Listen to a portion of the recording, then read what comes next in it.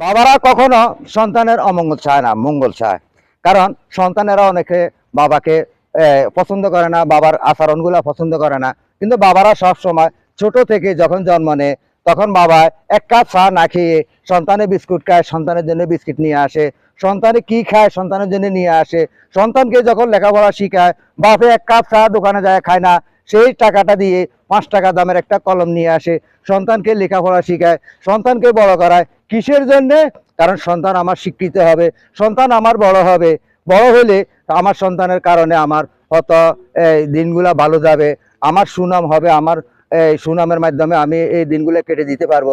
অনেক সময় দেখা যায় সন্তানেরা বাবাকে বিদায় করে দেয়, বাবাকে চায় না, বাবার প্রয়োজন নাই। কারণ যখন তারা বড় হয়, যখন তারা দেখতে শিখে, লিখতে শিখে, কিংবা চাকরি বাকরি পায়, টাকার মুখ দেখে, কিন্তু তখন বাবাদেরকে চায় না। কিন্তু বাবারা সবসময় সন্তানকে চায়।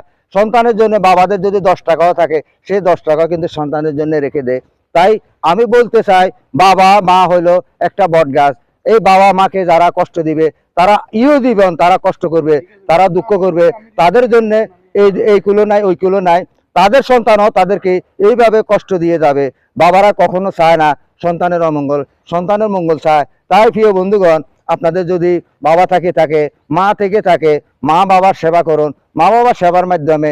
কারণ আমাদের মুরব্বীরা বলতো, হয়তো সাপের মন্ত্র শিখবি আর নয়তোবা বাবার মন্ত্র শিখবি।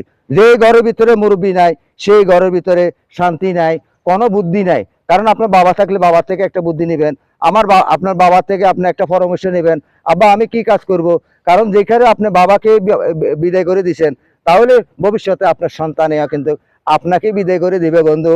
এটা আপনার জন্য ওই ধার্য করা হয়েছে আল্লাহ পাকের রহমত থেকে। কারণ আল্লাহ পাকে আপনার জন্য এটা বরাদ্দ করে রেখেছে। কারণ আপনি আপনার বাবাকে বাদ দিয়েছেন, আপনার সন্তান আপনাকে বাদ দিবে। এইটাই সত্যি, এইটাই বাস্তব।